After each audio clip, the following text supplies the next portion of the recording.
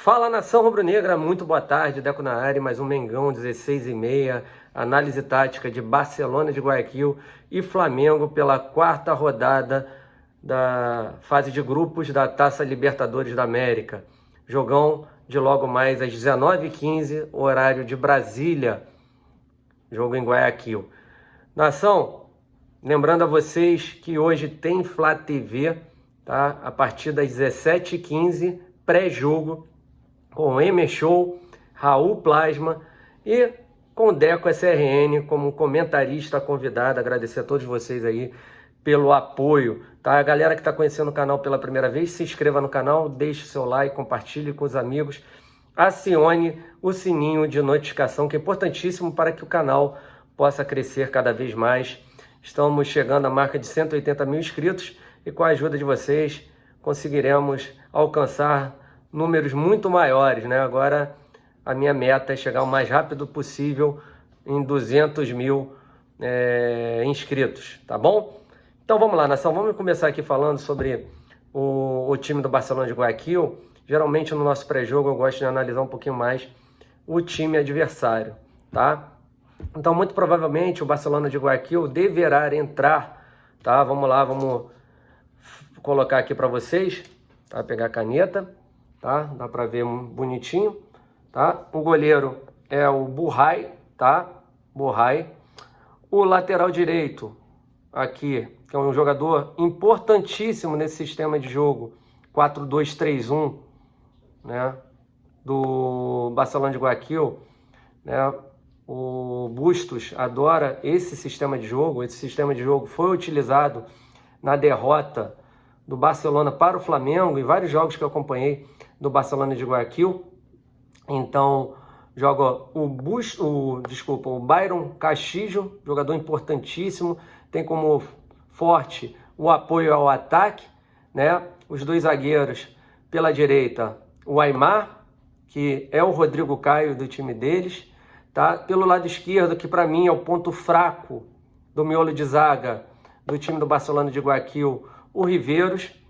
E aqui pelo lado esquerdo, o jogador Valetilha, né? Poderia ser o Pineda, que estava suspenso, mas nem entre os relacionados o Pineda está. Então acredito que o escolhido seja o Valetilha, né? Os volantes, tá? O primeiro deles, Gabriel Marques, jogador brasileiro, bem conhecido. E o segundo, volta de suspensão, Pinhantares, tá? Pinhantares é o segundo volante, voltando aí de suspensão, tá? Vamos lá, pelo lado direito do ataque, joga Emmanuel Martínez, né? Um jogador importantíssimo desse time do Barcelona de Guayaquil, assim como o Arroyo, né? Ex-jogador do Grêmio, não sei se vocês lembram dele, que tem como característica, né? Um jogador que é destro, joga pelo lado esquerdo, mas não é um jogador muito agudo, um jogador que gosta de cortar para o meio e arriscar de longa distância, jogador perigoso que tem que tomar cuidado. E no ataque, o Coleman, né, ou o Jonathan Alves, ex-jogador do Internacional, não sei se vocês lembram deles, né? Então tem dois jogadores aí que jogaram no Sul, no time do Barcelona de Guayaquil. O Aimar até teve uma época que falaram que o Flamengo sondou esse jogador, muito bom zagueiro, e é o melhor da dupla de zaga, tá? Nos falaram que poderia o Barcelona de Guayaquil vir com algumas modificações devido ao fato de disputar a primeira colocação do campeonato equatoriano no domingo contra o Independente Del Valle, lá na altitude, tá? Não esqueça que Guayaquil não tem altitude, porém Quito tem. Então, talvez eles queiram poupar. O Barcelona vem muito bem no campeonato local, terceiro lugar, vem com vários ótimos resultados. Dos últimos 11 jogos, se eu não estou enganado, são 73% de aproveitamento, sendo que 7 vitórias, 3 empates, apenas uma derrota. Então, o Barcelona é um bom time, né? É um bom time, mas tem a questão, né, que eles praticamente estão eliminados, né, da próxima fase da Libertadores, estão sem nenhum ponto, né? E ainda perderam o seu atacante, né, o maior goleador, Fidel Martínez, que foi para a China, tá? Então, quem perguntar do Fidel Martínez, que era o atacante, né, poderia jogar tanto como centroavante, como pelos lados do campo, ele foi embora para a China, então é um grande desfalque para o time do Barcelona de Guayaquil, tá? Então a formação que eles gostam, 4-2-3-1, tomar muito cuidado com o Damian Dias, que é um jogador de liberdade, né, para o Flamengo tomar cuidado nessa questão da entrelinhas, né, da defesa do meio para a defesa, enfim, isso você tem que tomar muito cuidado, tá, com essa linha aí, porque está havendo ultimamente muita descompactação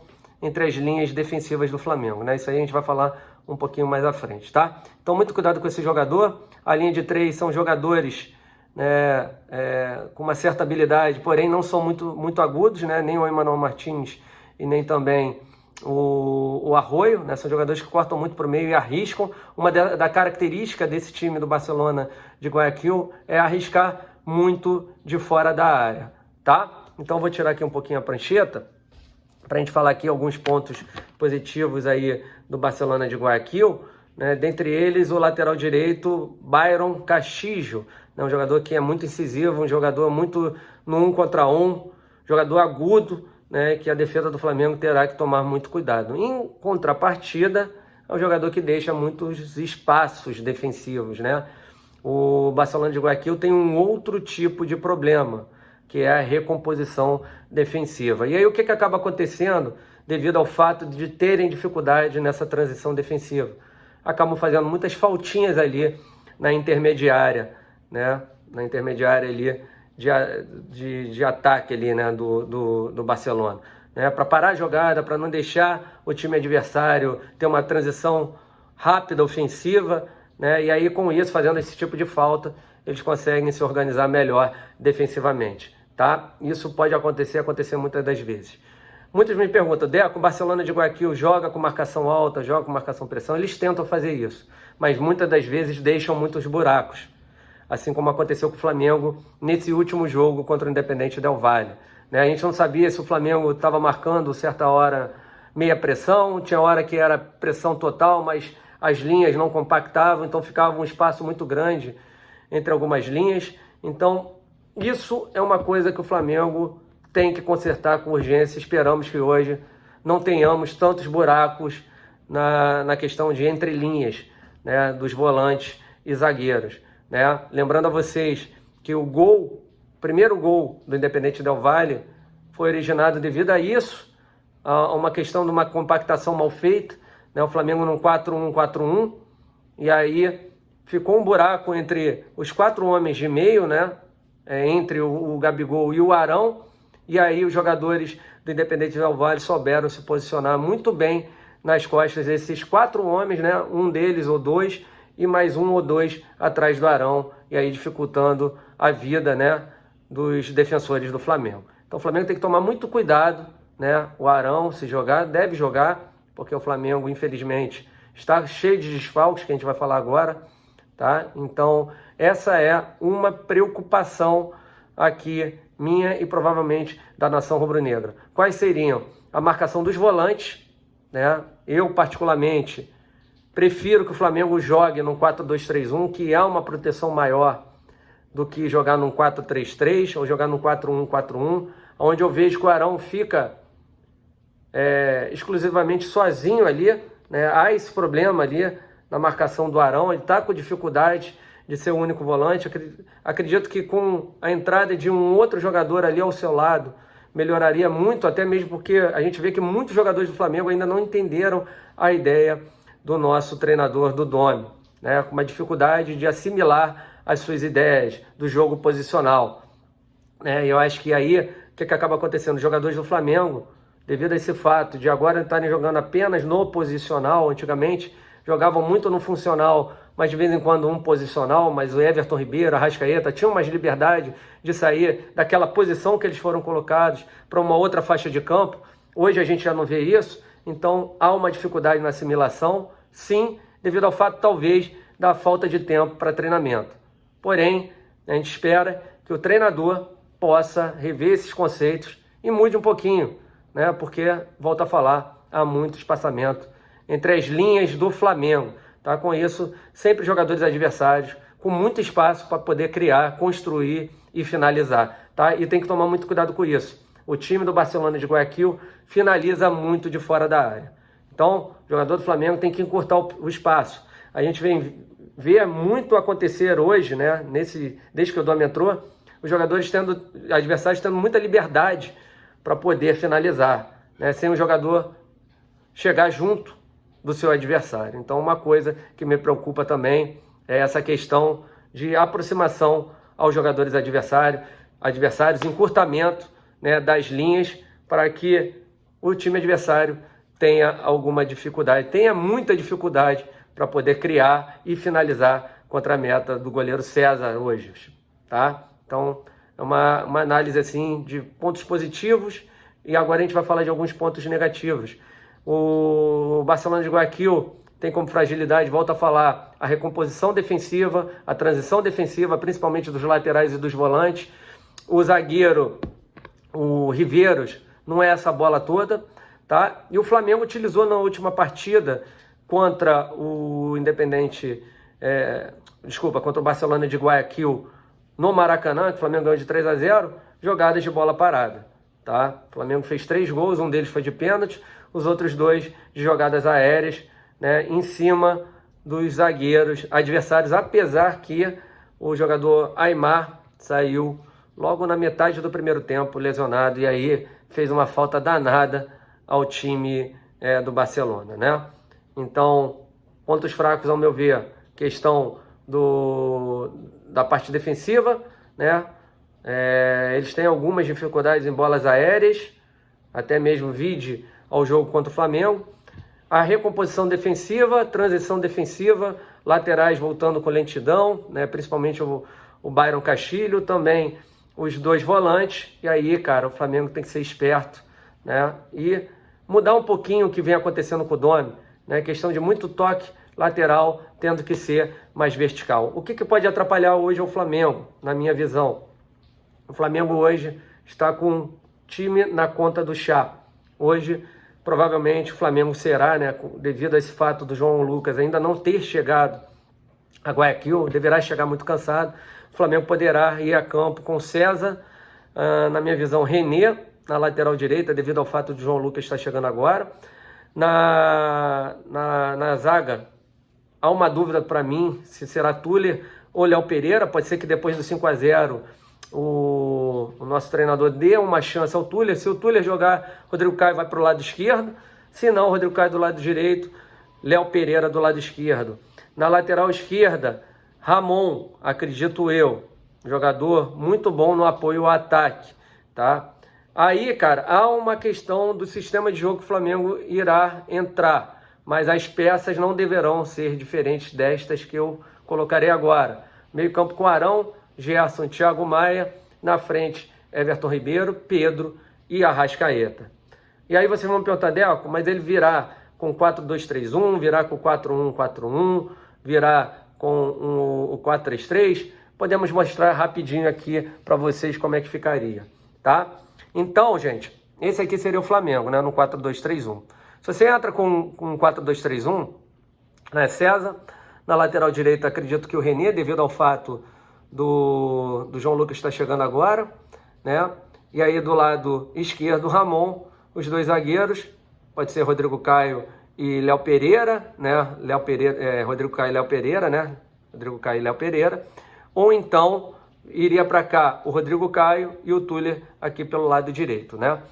Nos 2 volantes, tá? Na minha opinião, jogaria com o Arão, o Thiago Maia, tá? Com o Gerson com uma liberdade maior. Só que o Gerson tem que tomar muito cuidado na hora da sua recomposição defensiva. Acredito que se o Flamengo jogar no 4-2-3-1, defensivamente o Flamengo volte no 4-5-1, tá? Você abre aqui, volta com o Gerson mais centralizado, o Arão de um lado, o Thiago Maia do outro e o Arrascaeta, né, do outro, né? Então, vamos lá. Arrasca, Arão, Gerson, Thiago Maia e Everton Ribeiro, um exemplo, tá? Voltando com o Pedro até aqui, tá? Você compacta as linhas, forma aí uma parede, né? Com difícil entrada dos jogadores adversários na defesa do Flamengo, tá? Então esse seria um 4-2-3-1. Vamos voltar agora aqui para um 4-3-3, tá? tá? Clássico, geralmente, o treinador usa, né? Eu já não gosto muito desse sistema de jogo, principalmente como ele atua, tá? Esse 4-3-3, muito aberto, né? Então você utilizaria a mesma zaga, não mudaria muito, o Arão seria o único volante, tá? O Arão seria o único volante, né? De um lado o Thiago Maia, do outro o Gerson, e aí do lado esquerdo o Arrasca, né? Do lado direito o Everton Ribeiro com o Pedro centralizado, tá? A questão é, não gosto muito dessa questão aqui. Eu acho o Pedro também um jogador muito pesado para fazer essa marcação muito alta. E o Flamengo não vem encaixando, né? Se você quer fazer uma marcação com 4-3-3 alta, você junta esses dois aqui, ó, para ajudar o Pedro, até para formar superioridade numérica com os zagueiros do adversário, tá? E aí você puxa, né, os dois volantes, na verdade você puxa um 4-3-3 e vai subindo as linhas, tá? Para ficar bem compactado, ok? Só tem que tomar cuidado para não furar essas linhas aqui, tá? E aí você, se o cara fura pelo lado, você abre um aqui, abre pelo outro aqui, tá? Então você fica bem compactado nesse sistema 4-3-3. Por isso que eu falo, eu não gosto do 4-3-3 com dois ponteiros agudos, né? Só que o que acaba acontecendo?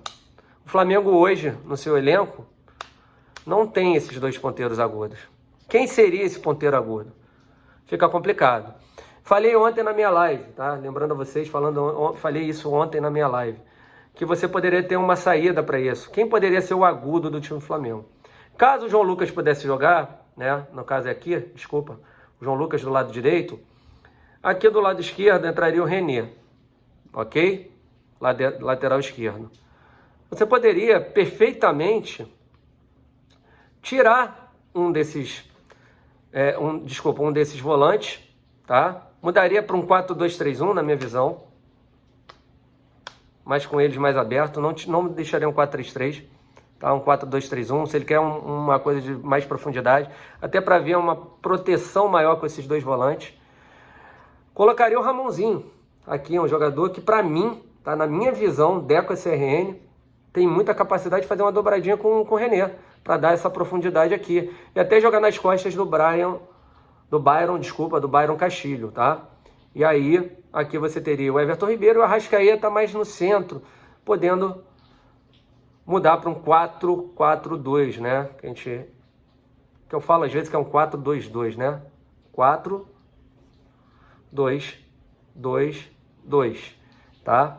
Eu acho que isso poderia funcionar. Muita gente fala, pô, Deco, mas de início do jogo, vamos jogar com os três volantes, ver qual é. Numa eventualidade você coloca o Ramon. Beleza, pode acontecer. Mas eu estou tentando mostrar para vocês, desculpa esse lado aqui, né, do lado esquerdo, o Ramon fazendo esse jogador agudo, né, um jogador que tem um drible, um jogador que pode buscar a linha de fundo, até mesmo porque originalmente é um lateral esquerdo.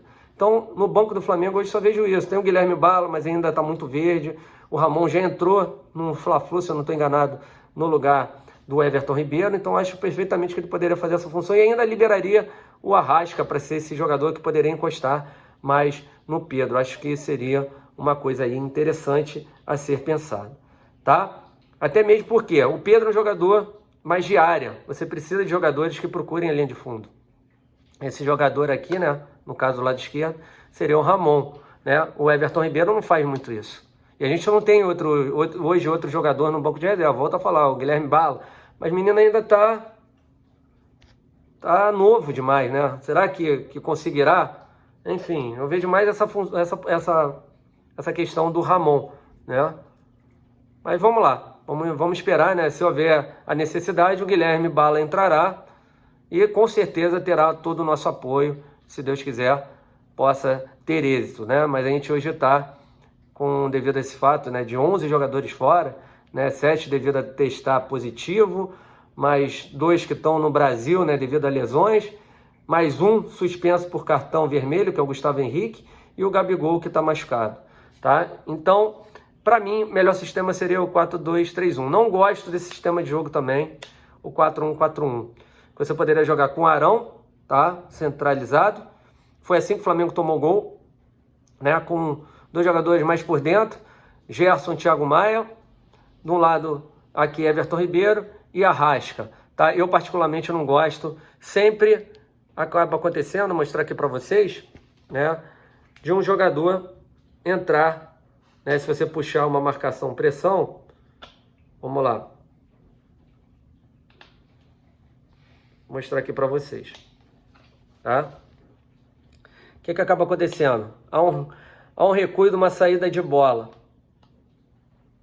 né, aqui de um dos volantes.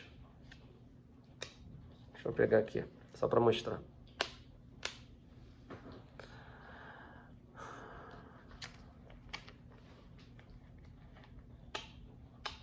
Eles abrem, por exemplo, a marcação, tá? Sai com a bola.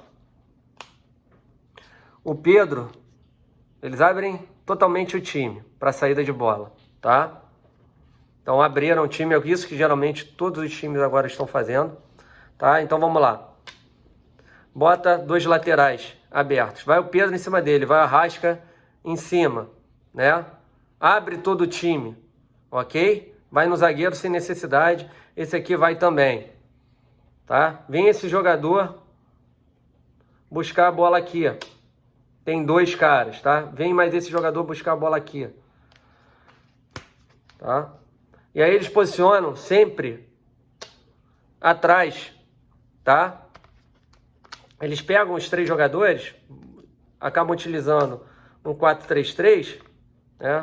Aqui tá errado. Vamos lá. Acabam utilizando, mudando para um 3-4-3. Tá? E aí, eles pegam o Damian Dias e também o centroavante, pode ser o Coman, e encostam para cá, né? Se derem espaço para esse jogador, tá? Se derem espaço, porque na verdade o lateral tem que pegar. E aí como é que ele faz? Ele vai no lateral ou ele vai nesse atacante aqui de lado? Fica complicado a ida do atacante de lado, pode ser o Arrasca, pode ser também o Everton Ribeiro, fazer essa marcação aqui nos zagueiros. Isso aqui não pode acontecer, tá, gente? Porque senão sempre vai sobrar um, tá? Então isso é uma coisa preocupante. Sempre a sobra de um jogador adversário, ok? Mas voltando a falar no 4-1-4-1, conforme eu havia dito. Ficou aqui o Arão, tá? Ficou aqui o Arão. O centroavante, o Pedro, tá? Eles estão na linha de 4 mesmo, tá? Tem dois jogadores para saída, tá? Dois jogadores para saída, cadê? Zagueiro, dois jogadores aqui, o 3 aqui, e falta mais um, né? Que é esse aqui, ok? Então o Flamengo tá no 4-1-4-1, tá? E os caras no